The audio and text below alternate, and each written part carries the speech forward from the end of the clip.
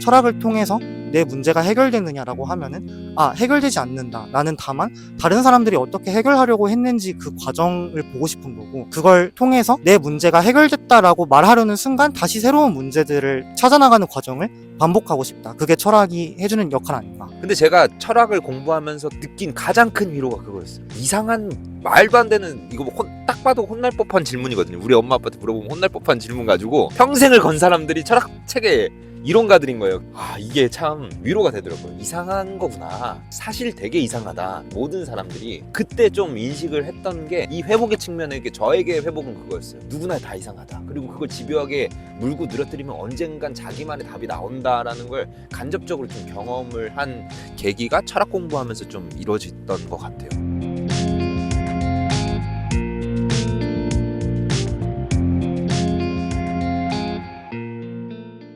그러면 이제 얘기를 시작해 보려고 하는데요. 오늘 이제 저희가 얘기를 나눠볼 주제는 철학입니다. 지난번 촬영 이후로 잘 쉬셨는지. 잘 못 쉬셨던 것 같아요. 왜요?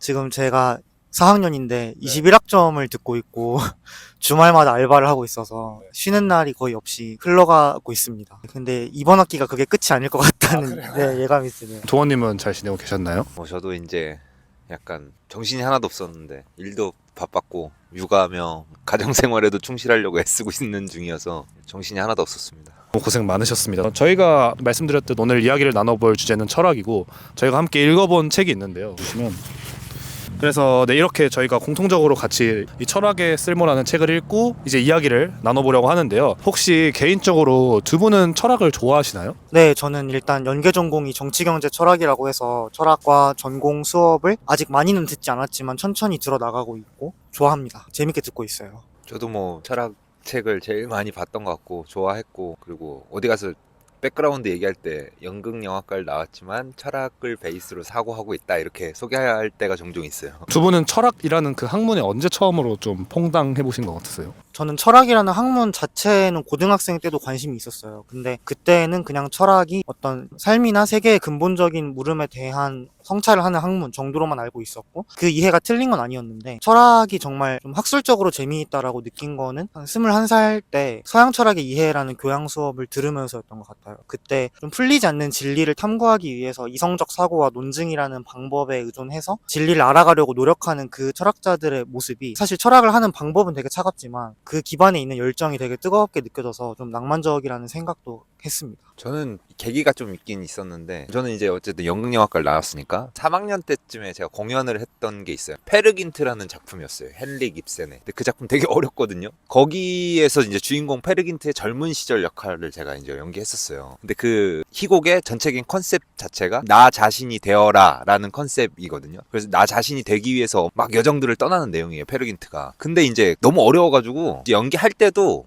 도대체 어떻게 해야 되는 건가, 이렇게 산을 헤매면서 막 망망대해를 이제 떠다니면서, 공연까지도 그랬거든요. 그래서 그 끝나고 나서 제가 되게 좌절감을 엄청 느꼈어요. 그래서 교수님 방 찾아가가지고 울면서, 나 배우가 너무 되고 싶은데 배우 못 될 수도 있겠다. 나 이거 어떻게 해야 되는지도 모르고 너무 어렵다. 세상이 너무 어렵다. 이러면서 막 울었어요. 그러니까 도서관에 가서 연극 섹션에 있는 책 100권 있는데 그거 다 읽거라 이러는 거예요. 방학 동안에.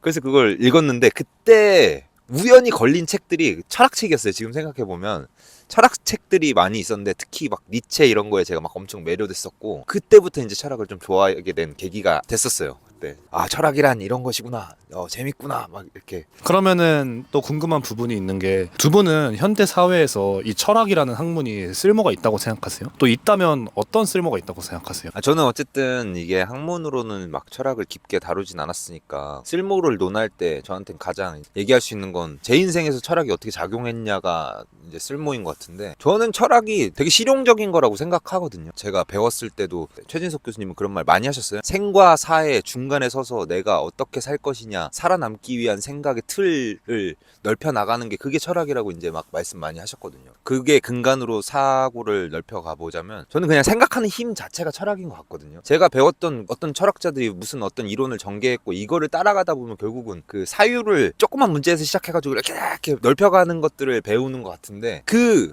회로가 뚫리면 자기가 어떤 사물이나 볼 때 나의 생각으로 생각의 방향을 정하고 답 없는 문제를 해결해 나가는 프로세스가 생기는 것 같아요. 제 느낌에는. 그래서 현대사회에서는 이 쓸모라는 게 중요하잖아요. 왜냐면 어쨌든 생존과 직결되어 있는 문제고 쓸모가 없으면 점점 밀려나는 초경쟁 사회이니까. 저는 근데 철학 자체가 쓸모에 기인해 있다고 생각을 하는 게 너무 복잡한 세상이어서 답 없는 문제들이 엄청나게 많은데 답 없는 문제에 고민하는 게 저는 철학이라고 생각해요. 그래서 그 답 없는 문제를 해결해 나가는 방식 내지는 해결해 나갈 수 있는 힘, 사유를 전개할 수 있는 방법론 자체가 철학이라고 생각해서 제 인생도 답 없는 문제 많았거든요. 나는 평생 우리 집안에 배우 한 명도 없고 예술하는 사람 한 명도 없으니까 어른들은 나한테 이제 어린 동원이한테 하나 내가 배우 하겠다고 했을 때 했단 말이에요. 네가 무슨 배우냐, 네가 뭐 원빈이냐 뭐냐, 우리 집안에 그런 사람이 없다. 근데 왜 하려고 하냐. 그때 이제 난제였죠. 난제로 남았던 거예요. 근데 공부하다가 어떤 이제 나중에 가서 시간이 좀 흐르고 그 문제를 해결하기 위해서 방법론들을 찾는데 그 과정이 전 철학이었던 것 같아요. 그리고 결혼했을 때 이거 내가 벌던 돈보다 몇 배를 더 벌어야 되는데 이거 어떻게 벌지? 이거 고민하는 것도 철학이고. 근데 그게 조금씩 다 진행돼 왔거든요. 그 문제에 대한 답이 세상에서 주는 답은 아니었어요. 왜냐면 그렇게 해선 내가 안 됐거든. 나라는 사람을 거기다 끼워 맞출 수가 없었어요. 그리고 저라는 사람 자체도 좀 어렸을 때부터 이상하다는 얘기를 많이 들어가지고 해결해 나가는 방식에 대해서 엄청나게 고민을 많이 했었는데 이 철학할 수 있는 힘이 생겼다고 생각하고 난 이후부터는 나 이상하니까 내 방식대로 간다. 이러니까 이제 새 방식을 만들어 나가기 시작하더라고요. 그래서 저는 쓸모는 제 인생에서는 완전히 그냥 밀착되어 있는 게 철학인 것 같아요. 저도 말씀하신 대로 생각하는 힘이라는 그 키워드에 되게 동감을 해요. 학부 단계에서 사실 철학을 배우고 졸업을 하는 거는 좀 철학 연구자가 되는 게 아니면은 그 철학의 내용 자체들도 물론 다 빛이 나고 그렇지만 개인의 인생에서 그렇게까지 큰 영향력이 없을 수도 있거든요. 근데 학부 단계에서 이 철학적인 에세이들을 쓰는 이유는 그 학자들이 사유한 과정과 방법을 익혀나가는 거고,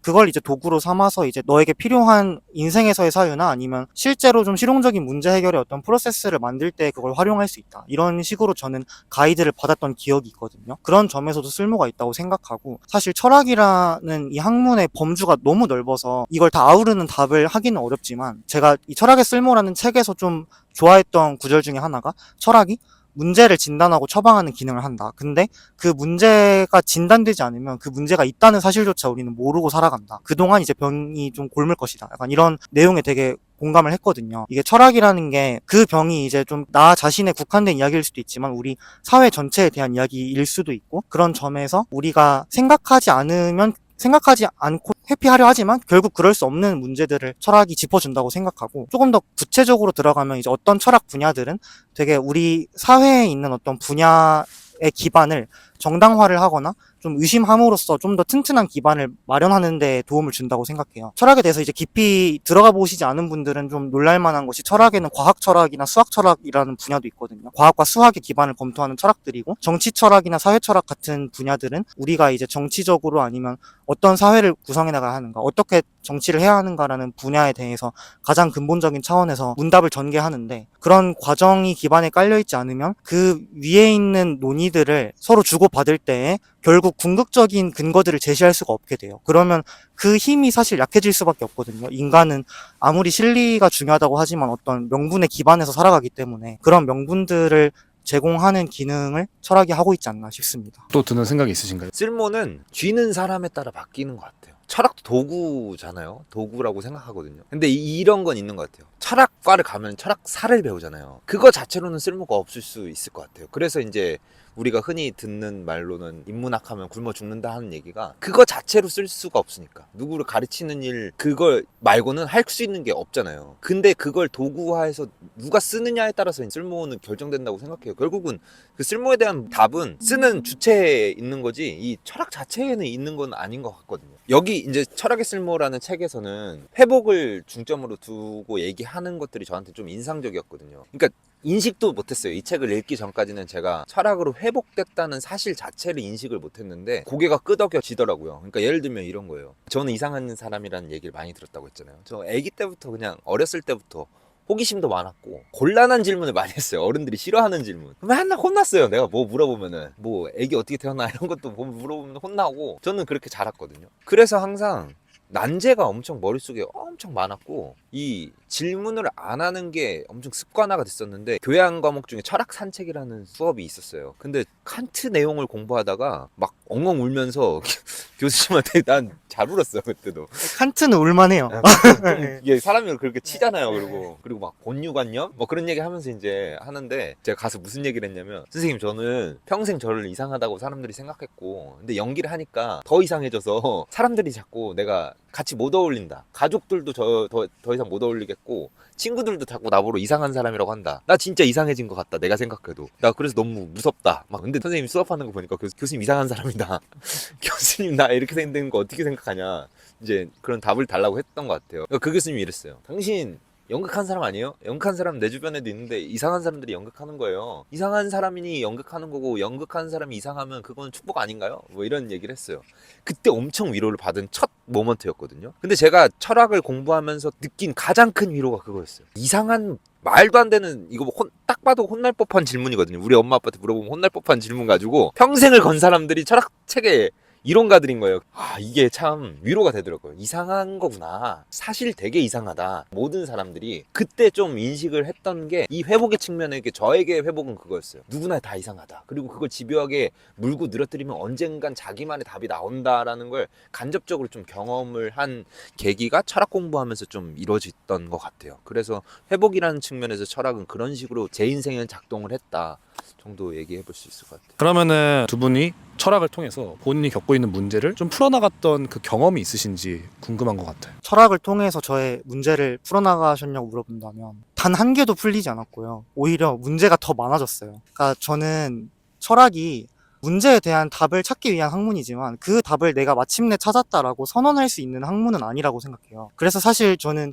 이 책이 조금 더 좋은 책이 만약에 될 수 있었다면 그 방법 중에 하나는 이 책은 철학을 시작하기 위한 책이거나 조금 철학적 기반이 있는 사람이 더 확장하기 위한 책이지 탐사를 마무리하기 위한 책은 아니다 라는 점을 짚어줬으면 정말 좋았을 것 같고 제가 이 자리에서 좀 짚고 싶어요. 약간 문제에 대한 처방전이 나오는데 그 처방전은 사실 너 이 처방대로 해 라는 의미라기보다는 이 철학자는 이렇게 처방했는데 네 생각은 어떻냐라고 질문하는 그런 의미의 처방전이라고 생각하거든요. 앞서 말했듯이 철학이라는 게 우리가 기존에 자각하지 못했던 문제들을 진단하는 거에서 출발한다고 하면 사실 철학은 문제를 만드는 것이 기본 동력 중에 하나인 거예요. 그러고 나서 이 문제를 어떻게 해결할까를 고민을 하는 구조잖아요. 이 책이 아무래도 철학의 쓸모를 강조를 하다 보니까 우리 삶과 직결된 문제들을 많이 이야기하지만 사실 수학 철학 같은 것의 기본적인 문제 중에 하나는 수가 존재하는가 이런 문제거든요. 문제가 추가가 된 거예요. 생각하지 못한 문제가. 이런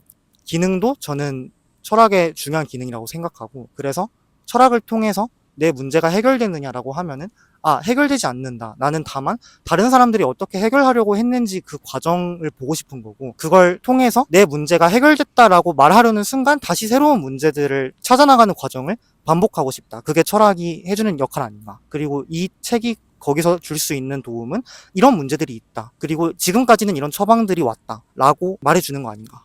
이렇게 생각합니다. 저는 약간 삶에 계속 적용해 오면서 이 철학이라는 걸 계속 연결시켜 왔던 것 같아요. 그러니까 아까 말씀드렸듯이 직업도 그렇고 그래서 계속 저는 문제 해결 방식으로 썼던 것 같거든요. 이게 그거잖아요. 필로소피아 지혜를 사랑하는 거잖아요. 저한테는 지혜가 이렇게 삶을 살아가는 방식 중에 현명함 뭐 이런 거라고 저한테는 인식이 되거든요. 그러니까 예를 들면 인간이 무엇인가 이런 질문이 있다고 쳤을 때 얘기하는 게 뭐 진화론, 창조론이라고 있다고 치면 진화는 뭐 동물부터 시작했다. 너는 원숭이다. 창조론은 뭐 신의 속성을 갖고 있는 어떤 존재이다. 근데 내가 삶을 살아갈 때 이렇게 말하는 게 다른데 뭘 믿어야 되지? 했을 때 내가 알아야 되잖아요. 그걸 공부해보고 나는 어느 위치에 서 있다고 나는 믿을 거야. 라고 이제 선언하는 게 저의 방식이었던 것 같거든요. 그게 이제 저한테는 철학이라는 것에 대한 어떤 의미였던 것 같아요. 왜냐면 사실 동떨어진 느낌도 있잖아요. 그래서 이걸 어떻게 내 인생을 끌고 오지에 대한 고민이 전 그걸로 시작해가지고 그런 건지는 모르겠지만 철학은 문제 해결을 위한 툴이다 라고까지 저는 생각해요. 관점 같은 것 같거든요. 그 사람이 세상을 인식하는 관점. 그게 결국은 철학이 존재하는 이유는 우리가 철학을 공부하는 이유는 개인이 어떤 사유를 전개할 수 있는 그 철학의 모양을 띌 수 있게끔 만들어주는 거. 그게 애초에 존재 목적 중에 하나인 것 같아요. 죄송한데 하나만 정정을 드리면 네. 진화론은 이제 인간이 원숭이에서 나왔다는 아니고 인간과 원숭이가 같은 조상에서 나왔다. 제가 원래 과격하게 약간 일반화 많이 시키는 수사적으로 표현하신 것 같아요. 그러면은 사실 저는 철학의 쓸모라는 책을 읽으면서 좀 재밌었던 게 몽테뉴의 말이 있었어요. 자아 성찰은 도살장과 같기에 자신을 낱낱이 해부하고 단호해야 하고 속마음을 내보여야 한다. 영혼의 질병이 깊을수록 우리는 그것을 보려고 하지 않으며 심지어 그것을 느끼지도 못한다. 그렇기 때문에 우리는 무자비한 손으로 가슴 깊은 곳에서 영혼의 질병을 끄집어내어 백일하에 드러내야 한다라고 하거든요. 이 책을 읽으면서 좀 느꼈던 건 확실히 자아 성찰이 좀 무자비해야 한다 라는 말이 어떤 말인지는 이해가 됐던 것 같아요. 왜냐면 요즘 자아 성찰과 관련돼서 미디어에 나오는 것들을 보면 본인을 어떤 식으로 긍정적으로 바라볼 것인지에 대해 집중돼 있지만 사실 인간은 양면성을 띠고 있는 존재이기 때문에 그렇게 긍정적으로만 본다는 것이 자아 성찰의 완전함을 보여주진 않는다고 생각하거든요. 그런 맥락에서 이제 두 분에게 또 궁금한 부분이 혹시 자기 자신에게 무자비하게 철학을 하고 무자비하게 자아 성찰을 했던 경험 같은 것들이 있는지 좀 궁금해요. 저는 원래 저한테 좀 그렇게 관대한 편 아니어가지고 사실 굳이 철학이 아니어도 뭐 몽테뉴가 말한 정도까지는 아니지만 좀 그런 종류의 성찰을 하는 것 같은데, 제가 철학사를 공부할 때 오히려 되게 일반적인 자아 성찰과는 다른 의미의 성찰을 했던 것 같아요. 홍보를 하는 거 아니지만 제 유튜브 채널에 보시면 자아는 근대의 발명품이다라는 썸네일의 영상도 있는데, 자아라는 것이 곧 나다라는 생각 자체가 사실은 역사적인 거란 말이죠. 그래서 사실 자아 성찰을 내가 해야 한다는 생각 자체가 어디서 온 거지? 라는 종류의 이런 성찰들. 그래서 제가 무언가를 질문할 때 그 질문에 약간 깔려있는 전제들이 있잖아요. 행복해지고 싶다고 하면은 그 행복이 무슨 의미이고 왜 행복해져야 하고 내가 행복해지는 것이 나한테만 좋은 건가? 사실 나의 행복이라는 것이 어떤 점에서는 이용이 되고 있을 수도 있지 않을까? 약간 이런 종류의 생각들이 철학적인 어떤 사고나 철학자의 논증이나 그런 것 자체보다는 철학사를 좀 아울러서 공부를 할 때 저는 드는 것 같아요. 그래서 저는 그런 종류의 성찰이 저한테는 좀 더 의미 있게 느껴지는 편이었습니다. 그리고 그게 되게 다른 시대에 살았던 철학자의 가끔 이상한 말을 할 때처럼 느껴질 때도 있어요. 이 철학자가 왜 이런 말을 하지? 그런 걸 이해할 때 더 도움이 되었던 것 같아요. 이런 지적 배경과 이런 사회적 문화적 배경이 있으면 이렇게도 될 수 있겠구나, 이런 것들. 성찰이라는 말을 사전에서 보니까 살피다더라고요. 그러니까 나를 살핀다는 의미인 것 같은데, 저는 사실 그러니까 10대 시절 20대 초반까지 진짜 안 좋은 기억들이 너무 많거든요. 그래서 자아 성찰을 좀 빡세게 해왔던 것 같아요. 왜냐면 나한테 그게 생존이었어. 이게 이 문제가 해결되지 않으면 내가 지속되지 않았어. 뭔가 여러 가지 것들이. 그러니까 너무 괴로웠던 것 같아요. 그 고통을 해결해야지만 내가 뭔가를 할 수 있었거든요. 그래서 전 올해 6월 얼마 안 됐어요. 그때 나 자아성찰 끝났다라고 저는 선언했어요. 왜냐면 계속 그거 가지고 씨름했던 게 십몇 년을 제가 씨름해온 것 같거든요. 나는 왜 이렇게 생겨 먹었으며, 나는 왜 우리 부모님한테 태어났으며, 나는 도대체 어떤 의미로 살아야 하며, 뭐 이런 것들을 뒤지는 건 결국 내 과거의 역사, 인류의 역사, 그 안에서 이제 삶을 전개했던 사람들의 양태, 이런 것들은 이제 좀 살펴야지 뭔가 이렇게 데이터가 나오더라고요. 그러니까 저는 그냥 심리적으로도 저항형 인간이래요. 문제들이 나타나면 내가 피 나더라도 이제 막 자꾸 직면하려고 하는 뭐 그런 인간이래요. 그 검사를 하면. 근데 왜 그런 거 하니? 아까 말씀드렸던 것처럼 고통에 기인했는데 보기 시작한 것 같아요. 그러니까 제가 대학 다닐 때 철학책 많이 읽었을 때는 실존주의 철학을 되게 좋아했거든요. 그 인상적인 것 중에 사르트르 중에 구토라는 책이 있었어요. 근데 저는 그게 너무 그때 당시에 제 심금을 울렸거든요. 저는 제 과거가 너무 싫었고 그게 마주할 때마다 너무 아팠어서 그걸 토하는 느낌으로 처음엔 철학을 봤던 것 같아요. 근데 그러고 났더니 마치 이제 술 먹고 토했을 때 세상 보면은 이제 뭔가 정신도 깨고 그런 느낌이잖아요. 그런 느낌이었던 것 같아요. 마치 저한테는 약간 그랬어요. 그걸 영화에서 돼 있던 게 전 매트릭스가 약간 그런 느낌의 무드를 갖고 있는 영화라고 생각하거든요. 다 짜여져 있는 세상인데 빨간 약 먹으면 실제 세상이 보이는데 그게 유쾌하진 않잖아요. 근데 그때부터 진짜 자기 삶을 살기 시작하는 메타포라고 저는 읽었어요. 그게 이제 네오는 물론 슈퍼 히어로고 인류의 구원까지 거기서 나타나지만 그게 아니더라도 도대체 내 삶이 뭐야? 난 이거의 문제가 너무 시급했거든요. 내 삶이 뭐야? 사람들이 자꾸 네 삶 살아라고 하고, 그리고 저는 이탈을 한번 한 거니까 배우라는 일을 선택한 것 자체가 제 인생에서는 좀 이탈이었거든요. 그래서 내 삶을 찾기 위해서 자아 성찰이라는 게 디폴트로 좀 왔던 것 같아요. 그리고 연기론이 사실 이 심리학이랑도 많이 연결돼 있어서 결국 내가 남을 자꾸 이해해야 되고 공감해야 되는 직업이니까 나를 기준 삼지 않으면 남을 절대 알 수가 없는 직업적 특성 하에서 또 자아 성찰을 또 그냥 업적으로도 한 것 같기도 하고 그래서 이제 어쨌든 저는 그게 맥락상에서 연결돼서 자아성찰이라는 테마가 제 20, 30대를 다 가져가지 않았나. 그러면은 이번에는 반대로 이 철학이라는 학문이 아무런 쓸모가 없다는 평가를 받고 이 세상에서 그냥 사라진다면 이 세상이 어떻게 될 것 같은지 한번 얘기를 해주실 수 있을까요? 제 질문은 좀 뻔할 수 있는데 솔직히 그냥 다시 생길 것 같아요. 철학이 사라질 수가 없다고 생각하거든요. 예를 들어서 제가 교통사고를 당했는데 뇌가 멀쩡해요. 그리고 이제 너무 슬프지만 희찬님이 이제 어떤 불행한 일을 당하셔서 뇌가 손상됐어요. 그리고 이제 다른 장기들이 이제 멀쩡하세요. 저는 다른 장기가 손상됐고 제 뇌를 희찬님 몸에 이식하면 한 명을 살릴 수가 있어요. 그럼 그거는 누굴까요? 이거는 물론 이제 신경과학이나 여러 분야와 같이 이제 협업을 하지만 결국은 이제 철학이 여기서 뭔가 역할을 해야 되거든요. 이런 어떤 중요한 문제에서 직접적으로 개입하는 경우도 있을 거고 조금 더 가치적인 이야기를 한다면 우리가 어떤 사회, 어떤 공동체를 구성할 것인가에 대해서 논의를 한다고 할 때 자유가 중요해라고 하면은 네가 말하는 자유가 뭐야? 시장의 자유, 재산권을 손상시키지 않는 거야? 아니면 사회적 자유야? 인간다운 삶을 누리기 위한 자유야? 그러면 둘 중에 뭐가 더 중요하다면 그게 왜 중요한 거야?에 대해서 모르겠는데? 라고 말하는 게 철학이 없어진 세상이고 그러면 그냥 다수결로 하자. 왜 다수결로 해야 되는데? 모르겠는데? 이렇게 하면은 결국 그냥 모두가 자기 말만 하게 되는 세상이 올 거고 아무도 그런 세상을 살고 싶진 않겠죠. 그러면은 결국 다시 철학적인 질문들이 생겨날 거고 그 중에 어떤 사람들은 분과 학문을 만들어서 더 깊이 있는 문제들을 탐구하게 될 거라고 생각해요. 그래서 철학이 사라진다면 어떻게든 다시 생길 거다. 이 정도로 요약할 수 있을 것 같습니다. 자료를 조사하다가 철학을 전공하시고 철학하시는 분이 얘기하시는 걸 봤는데 그분은 이제 관점이 철학이 광기를 없애는 그러니까 인간에게 늙음을 선사해서 광기에서 해방하게끔 도와주는 역할을 한다고 하더라고요. 뭐 근데 좀 일리가 있는 말 같아요. 그래서 그게 광기란 뭐냐면 예를 들면은 그런 거죠. 챗GPT에 대해서도 얘기할 때 인간에게 질문을 뺏어가는 게 위험한 거다 막 이렇게 얘기할 정도로 왜냐면 그 질문을 스스로 내에서 하는 거랑 답을 거기서 이제 건져 올리는 행위 자체가 사유의 행위고 사고의 행위인데 그게 사실 인간의 코어의 힘인데 그것 때문에 황무지에서 여기까지 왔는데 그거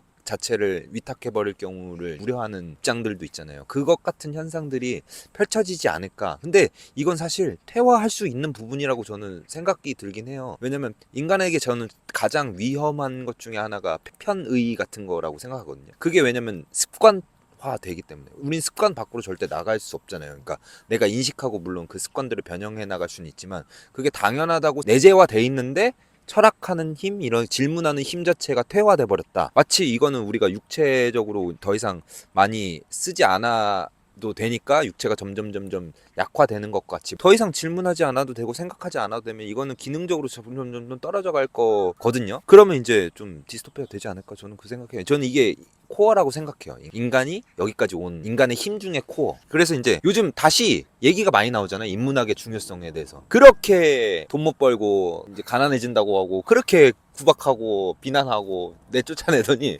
다시 인문학 중요하다고 하고 요즘 또 국어의 중요성도 많이 얘기하잖아요. 영어로 그렇게 숭배하고 국어 다 쫓아내더니 다시 불러온다고요. 왜냐면 없어져 봐야니까 이게 무슨 기능을 했구나. 그제서야 좀 아는 것 같아요. 그래서 저는 없어진다면 안 좋아지지 않을까. 기초학문이니까요. 인문학도 억울함을 대변해 주시네요. 네, 제 대신에 할 말씀을 다 해주셨고 한마디만 얹자면 이제 분과학문으로서의 철학이 중요한 게 아니라 철학적 사고가 중요하다 이렇게 말씀하실 수도 있는데 제가 느끼기에는 분과학문으로서의 철학이 없는데 어디서 누가 철학적 사고를 배워서 가르친다는 건지 좀 이해가 안 되긴 합니다. 네.